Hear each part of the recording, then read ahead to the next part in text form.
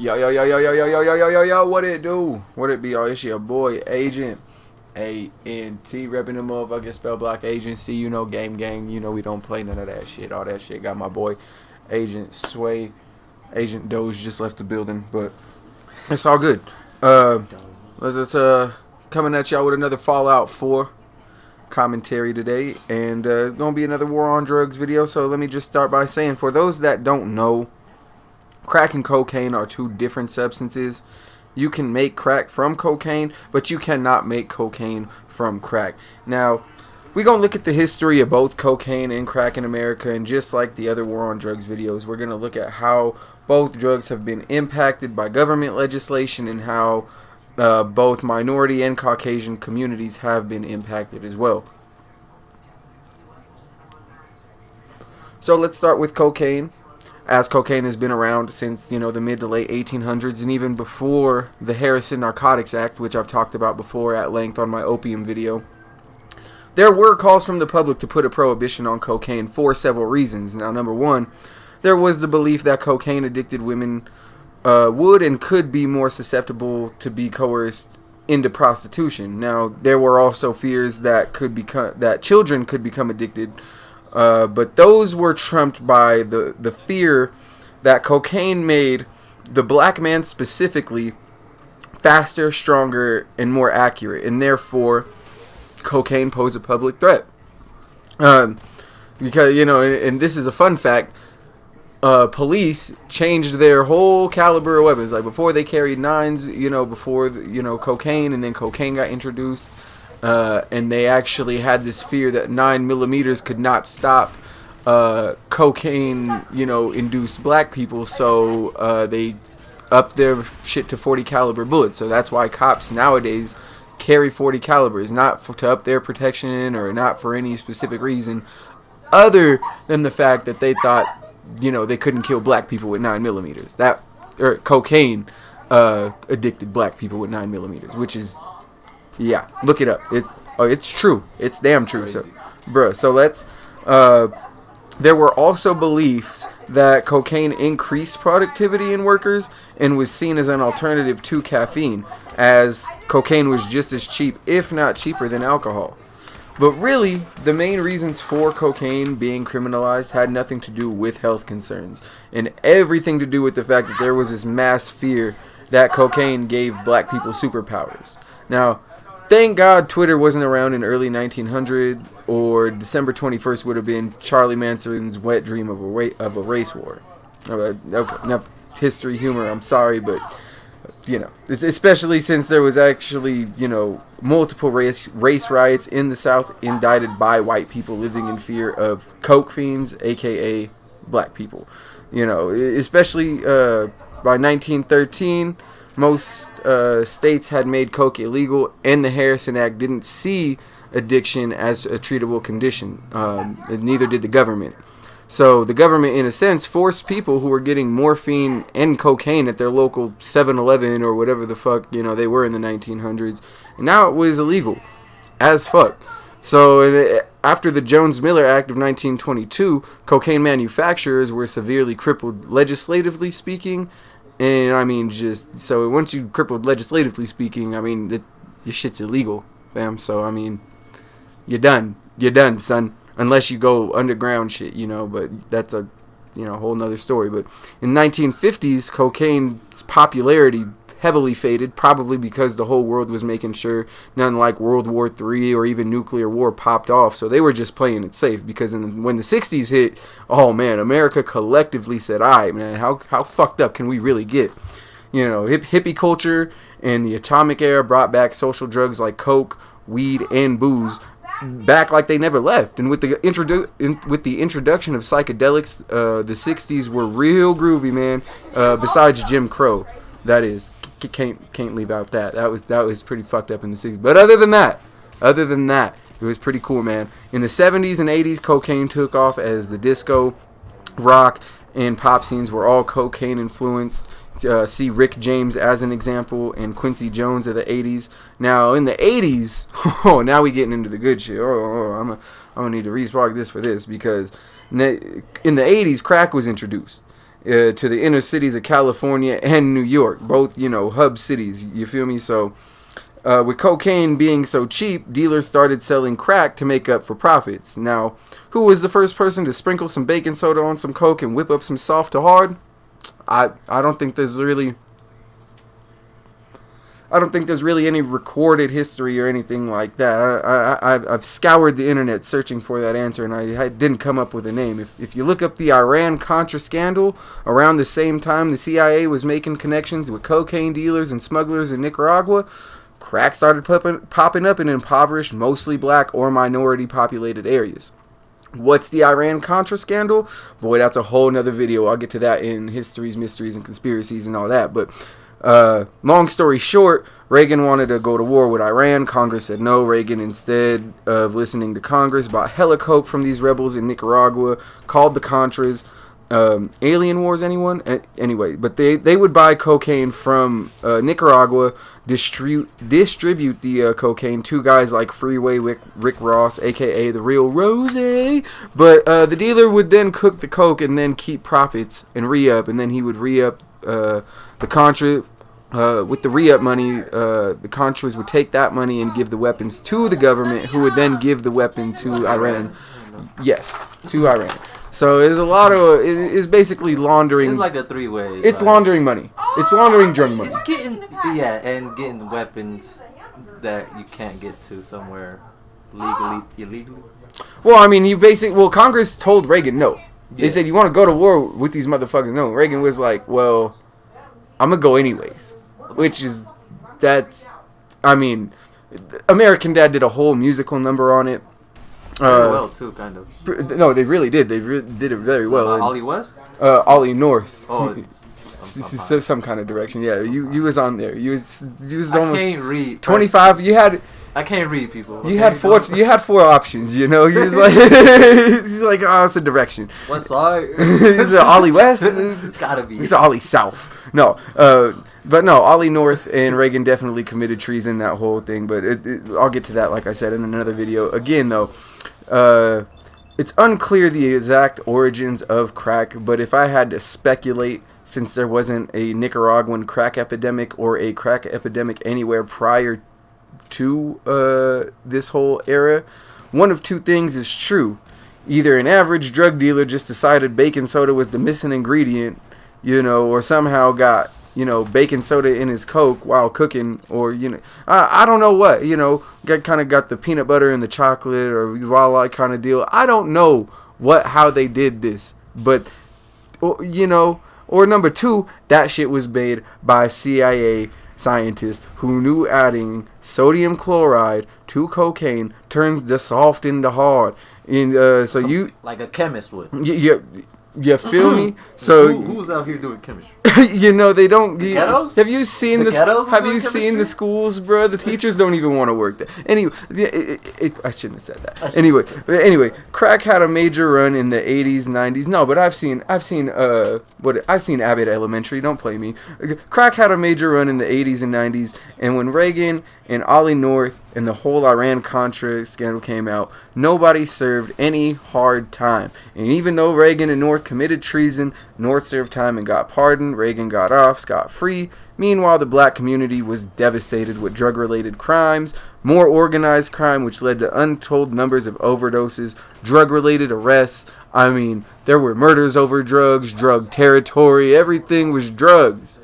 And even if you look up the origins of a lot of these gangs, Bloods, Crips, they started out as trying to protect neighborhoods from, the KKK and these white, the white people and the white police trying to, basically harass them and take them to jail or, just pin anything they could on them. And and then when drugs were introduced, okay, well, they had a common enemy. Well, now money's involved. And that changes everything, because when you have people making hundreds of thousands of dollars on one street and, it's all illegal, and then you got other people want in on that, especially when there are no jobs where you are. There are no jobs where you're at, and nobody wants to hire you.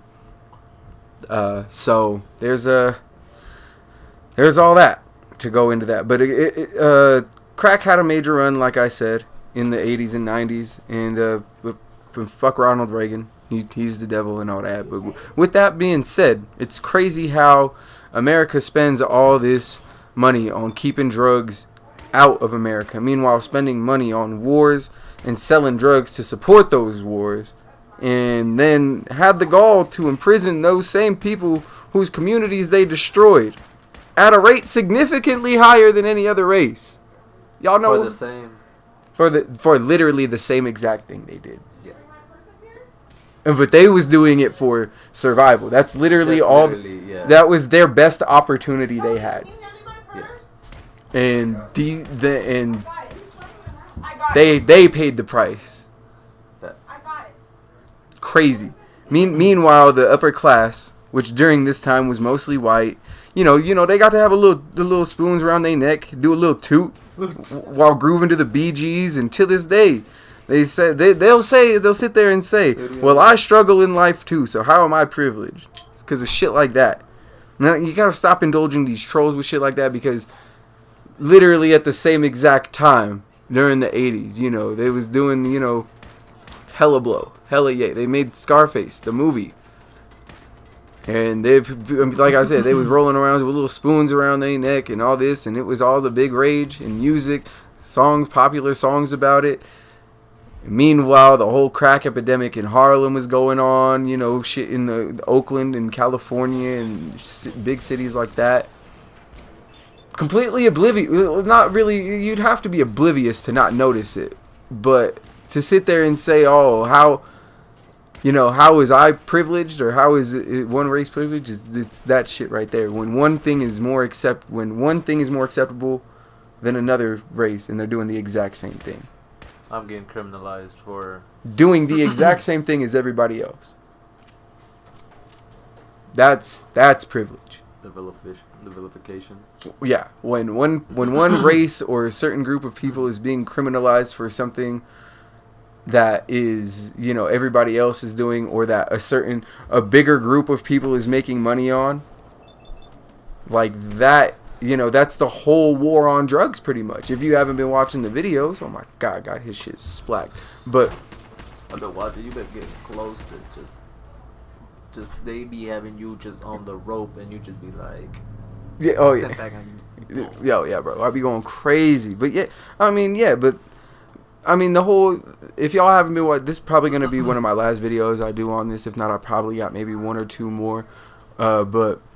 But yeah, this whole war on drugs series of videos, I've been trying to say this whole time. Like, yes, we all know drugs are bad, okay?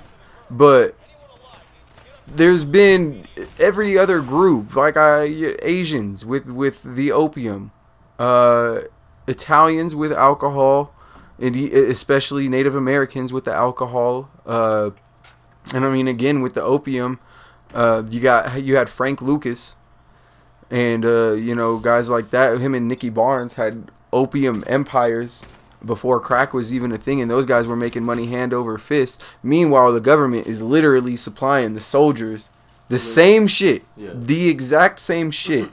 Yeah, get marijuana, fucking everything. No, opium specifically though, because opium is used in the military to treat, like, you know, wounds and shit. You know, bullet wounds. Fucking, you get your leg blown off, they go morphine yo shit, because, I mean, despite it's highly addictive, but there's no other thing that numbs pain like morphine. Yeah, like morphine. And, you know, meanwhile, Nicky Barnes and Frank Lucas are known now as two of the biggest, and had two of the biggest criminal empires. Same thing with Al Capone.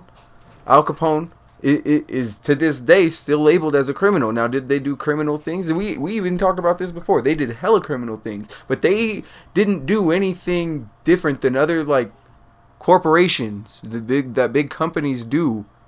You know, their thing was just less acceptable for whatever reason. Now, I'm not saying that, like, Coke is out here, you know, whacking ops, or, you know, getting their competition out the way by means of, like, hits. But Coca-Cola literally had cocaine in their shit to start. Yeah. It was literally like cocaine. Oh, It was cocaine and wine, like mixed together.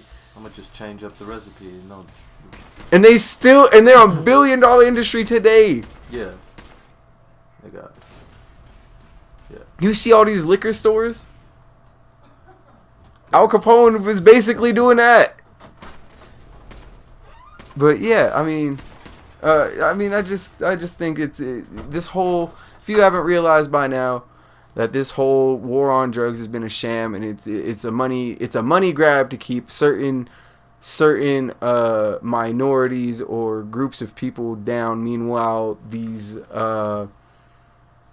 politicians and big corporations reap benefits, and they do the exact same thing. Bayer, pharmaceutical companies, and Johnson & Johnson literally have been selling poison, and they knew it. It's not like they don't know about it. It's not like they just come out with these new studies and they know and then suppress the information, and then when it gets public, then it's outrage. They hope the shit don't get public, like with the whole baby powder stuff. Yeah.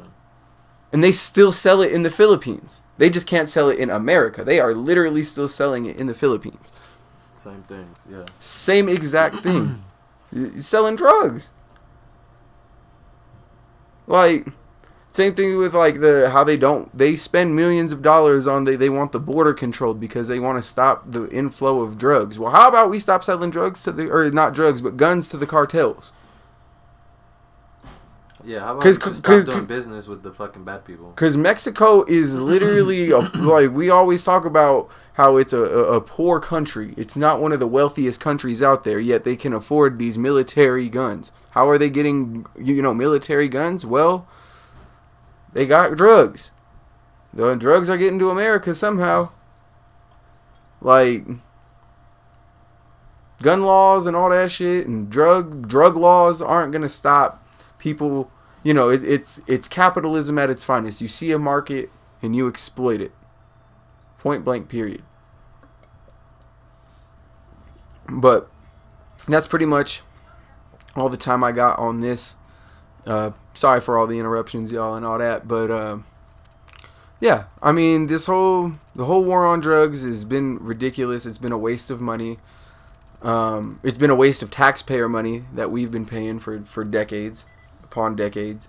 In my opinion, and this is just me, if I'm gonna end the series on this, or this is gonna be one of my last videos, let me just say this: if it was on me, most drugs, or if not every drug, would be decriminalized because, as I've mentioned, or I don't know if I've said this before, let's just say if crack was made legal, perfectly legal tomorrow, I would not go out and do crack. If meth was legalized, next month, whatever, I would not have the sudden urge to go try meth just because it was legal.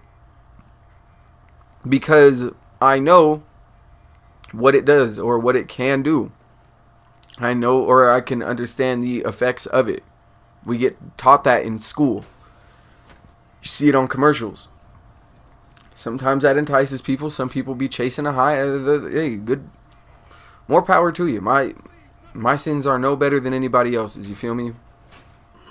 But I mean, like I said, we all have our own choices. And when you take away something, just like when they took away alcohol, guess what spiked? Christianity and Catholicism actually spiked in America because people wanted to go to church and drink. The wine? Yeah. Oh, shit. I swear, bro, look it up. That's crazy. When they did prohibition, yeah, Catholicism's numbers rose because they was drinking the wine because it was legal to partake in the wine at church for religious purposes. Bro, crazy. Bro, that's nuts, That's right? a concept, like, bro. Like, math. Like, it's all about how shit is pretty. Like I said, when I worked in the weed industry, I had people come down from Texas, and they would be like, oh, like, yeah, we don't have any of these, dumb, like, Colorado, like, littering laws or nothing like that. And I'm just like, but smoking, what you doing? You buying weed, and that is literally a felony where you live. Yeah. Like, what are you doing right now? You came to Colorado for a law that that is literally illegal in your state, but it would be, you're breaking technically a law, but you're not. Yeah. You're trying to find a loophole, just like anybody else. Yeah. Because this shit is ridiculous. Yeah, it's stupid as fuck. You feel me? I'm not, we all take the law into our own hands sometimes, at some points, but I mean, I'm not encouraging that, but I mean, we can see it on the wall. When shit is stupid, bro, when shit gets out of hand, like, people are gonna do what the fuck they want to do. Yeah, people are dying and going to jail and losing their lives because you want to control what people are gonna do anyway. Bro, and not only that, you're making it more sketch. Like, now, like, because now people are like, now stigmas and shit. Well, there's stigmas, but there's also, like, confusion. Because now, like, even when I worked like, I don't know what they're putting in this weed now. It's so crazy, this and that. But it's like, bro, I would rather, and this is crazy. This is a crazy concept. I would rather buy weed from a dispensary that has weed that's been tested and this and that. And if it gets recalled, okay, sure, maybe I got a lawsuit. That is way different than buying some fucking Reggie that's been fucking sprayed with chemicals and shit from some dude's basement. Yeah, got some fucking dust mites or bathtub spider. In the 1920s. You had motherfuckers making gin in their bathtubs. Yeah. You feel me? The government actually in the Prohibition era, during the Prohibition, they made alcohol that killed. Like, they poisoned alcohol. Yeah, they poisoned alcohol to kill the consumers. Yeah. Well, and I mean, and then, like, I've gotten into the history. The police did that. And I've talked about how the government bought, acid and did MK Ultra and experimented on humans and how they reacted to acid and shit like that, LSD. Yeah. Not even just psychic. Like, it was straight up LSD. Straight up made, yeah. Yeah, it wasn't like mushrooms or we're gonna spike, because I feel it's like acid, yeah. Because people are gonna taste those mushrooms. Best believe that. Not that I would know, but yeah, but that's kind of my stance on the war on drugs. I'm a war on drugs veteran. It's been your boy Agent A&T with my boy Sway. If you enjoy these type of videos and stuff like that, I'm gonna do more content like this. We be streaming on YouTube and Twitch, shit like that. And don't die. I just be chilling, playing video games. I've been working a lot, so I apologize if I haven't been as consistent. I've been working slave hours, but these checks are gonna be worth it. Finally, oh my God, yes, got the 2076 World Series baseball bat, y'all. Don't eat, bruh, a relic. You feel me? Barry Bonds. Bruh, Barry Bonds in 2076, whoever that was. I don't know who. I think I got it signed by like Mickey Mantle or somebody. I don't know, but that shit cold, right? Oh. Yeah, bro. And I got the rocket on that motherfucker. Yeah, I'm launching motherfuckers with that motherfucker. I'm hitting them, knocking them right out the park with that. But yeah. But yeah, I'm just out here just, trolling, wasting time for the end of this video. See my new studio. We got the podcast. I'm going to try and work on that shit soon. But like I said, y'all, I have literally been working like 12 to 15-hour days a day, Monday through Friday. There's been some crazy shit. But these checks is going to be fat. The content, of course, is always going to be hot. And it's going to be dropping soon. So stay tuned, because it's been your boy, like I said, Agent A&T from the motherfucking Spell Block Agency. My dog, Agent Sway. I'm going to keep saying that because your boy is getting faded off of one Modelo. And yeah, as y'all can see, I'm pretty high in this fucking Fallout 4. I've been going crazy in that. I haven't really streamed that. I don't like streaming RPG games because I'm indecisive, and y'all would get really annoyed with how indecisive I am. I do. So y'all don't need to see that. I can play point A to point B and C games, but games like this, I'd be like, I'll sit there and craft for like 2 hours straight and not do shit, and I know that's boring to a lot of people. I might show off some of my,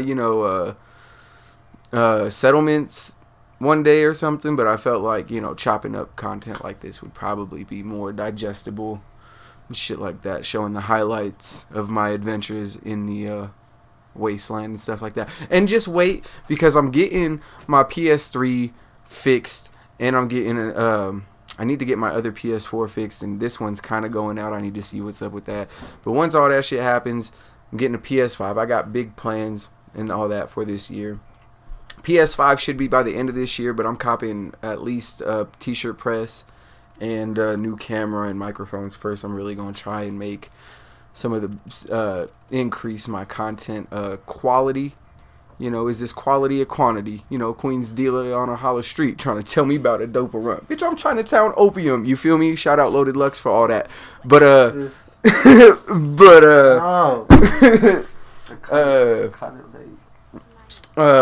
yeah, y'all, you know, we just got motherfucking, I'm just a dude with bars. I'll be watching Battle Rap 2. I'm going to talk about Ultimate Madness 5. We got, I think they got round 2 dropping next week. RIP to all the victims in the Uvalde, Texas shooting. I have opinions on it. I'll probably save it for a stream. I need to get all my thoughts down on paper because I don't want to say no reckless or no, like, I don't want to come off as ignorant or anything like that because I wanted to do. I'm from Colorado, bro. Like, I hate to say it, and this is some shit to be really ashamed of, but like Columbine started all this shit. And it's the same shit that's going on. You feel me? Yeah. Cause I was doing kind of researching it, and I'll just say this: like when Columbine happened, in the aftermath, like everybody's mad right now at the police because they didn't go in there and do nothing, and that's literally the same. It's 20 years later almost, and the same shit is being talked about because people are arguing that there needs to be more guns in the schools. And there needs to be armed teachers and shit like that. Well, guess what? There was armed security at the school. There were police on the scene. And they was listening to them kids die, fam. So that whole good guy with a gun shit, like, that argument kind of, it falls by the wayside at that point. Because there was good guys with guns there. Yeah, but they were being stopped by police. So. No, they was the police. Oh, yeah. They was the good guys with guns were the police. That school had armed security. The police showed up. Yeah, but they didn't go in there. No, they didn't. You know who killed the dude? Border Patrol. Yeah, Border Patrol. Some dude with a gun was like, "Nah, I'm gonna get in there." Yeah, but the people who were supposed to be. Yeah, the people who are literally paid. Yeah, bro. That's the whole argument. Yeah, and that's literally what happened in Columbine. Yeah. It was right outside of the fucking I think it was the library where the main shit happened. They were right outside the library listening to these kids die and get shot. Yeah. And not one of them came in. Them shooters had to kill themselves. You feel me? Like, and it's still like 20 years later, we still arguing about the same shit, y'all. But I'll drop a video on my real thoughts and shit like that. I kind of been rambling and ranting. I'm sorry, y'all. I'm out. Peace.